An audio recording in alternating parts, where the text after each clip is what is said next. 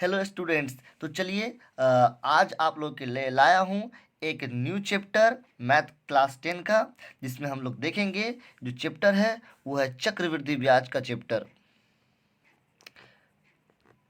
चक्रवृद्धि ब्याज, जिसको हम लोग कंपाउंड इंटरेस्ट भी कहते हैं। Compound interest.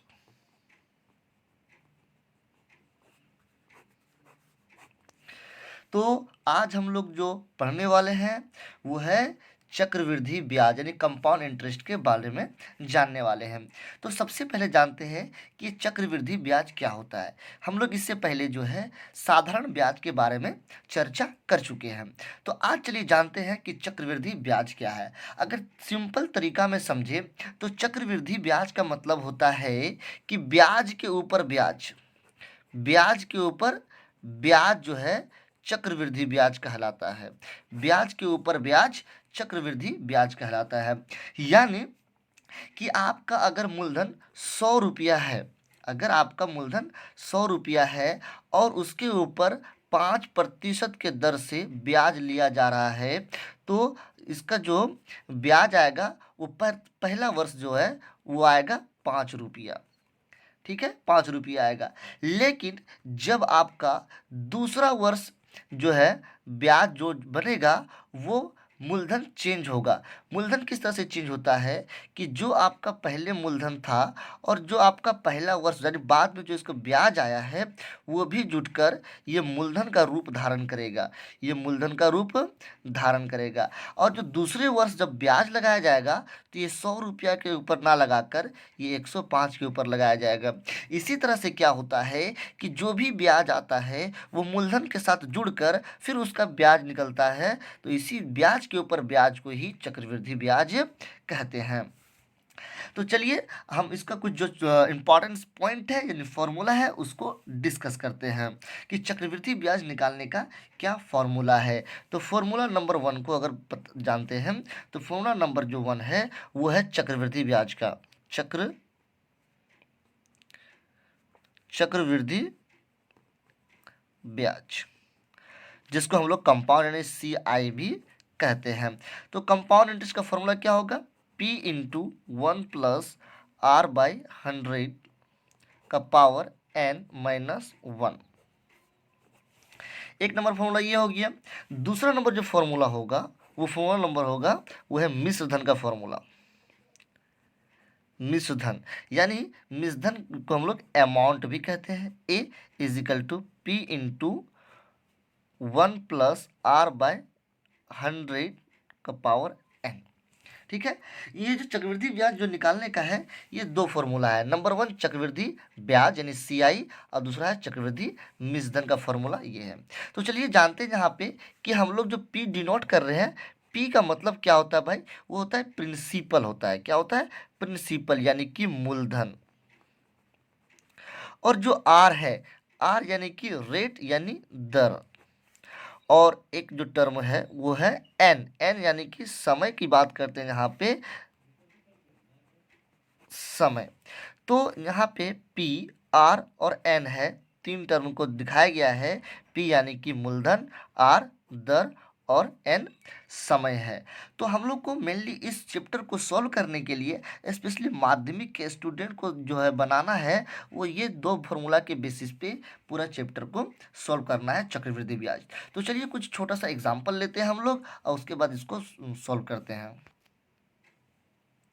तो चलिए क्वेश्चन एक लेते हैं हम लोग, क्वेश्चन लेते हैं जिसमें कहा गया है कि हमारे पास 5,000 रुपया, सॉरी 5,000 रुपया है। कितना है?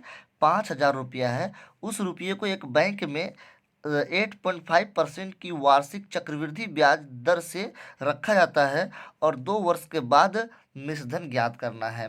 यानी कि सबसे पहले जो हम लोग का काम होगा वो काम होगा कि क्या क्या क्वेश्चन में दिया है। तो सबसे पहले जो हम जमा किए यानी कि ये मेरा मूलधन हो गया P, 5,000 रुपया दिया हुआ है, इसको लिख लीजिए आप। फिर क्या दिया हुआ है? दर दिया हुआ है, दर है ना, यानी कि रेट दिया हुआ है 8.5%। उसके बाद क्या दिया हुआ है? 2 वर्ष यानी समय N = 2 वर्ष। ठीक है, जो दिया था हमने क्या किया, उसको नोट कर लिया। अब क्या निकालना है, मुझे निकालना है मिश्र धन निकालना है। तो आप लोग मैंने चर्चा कर चुके हैं कि मिश्र धन का फॉर्मूला क्या होगा। जो मिश्र धन का फॉर्मूला होगा तो हम लोग उससे पहले लिखेंगे we know that, we know that, ठीक है। उसका क्या लगाएंगे फॉर्मूला, मिश्र धन का, मिश्र धन यानी कि ए बराबर P into 1+r/100 power n, है ना। तो अब देखते हैं कि हमको तो मिश्र धन निकालना है, और यहाँ पे p का वैल्यू क्या है, 5000 है। क्या है, 5000। इस 5000 का वैल्यू को पुट कीजिए, फिर 1+r का वैल्यू कितना, 8.5%, और फिर 100 है, और n का वैल्यू है 2 वर्ष, ठीक है। अब क्या करेंगे, यहाँ पे हम लोग सॉल्व करेंगे। तो चलिए सबसे पहले हम जानते हैं कि दशमलव जो हटाते हैं तो क्या लिखते हैं, इसके बदली 1 लिखते हैं, और जितना अंक होता है उतना 0 लिखते हैं। तो क्या आएगा हमारे पास, फिर इसको काट भी सकते हैं यहाँ पे हम लोग, चलो काटते हैं हम लोग। अगर 5 से काटते हैं तो 5 एकम 5 बचा 3, 7 बचे 35, उसको काटेंगे तो 20 आएगा। यानी लिख सकते हैं हम लोग कि 5000 1+17/20 को 10 से गुना करें 200 आएगा का होल स्क्वायर, यानी कि 5000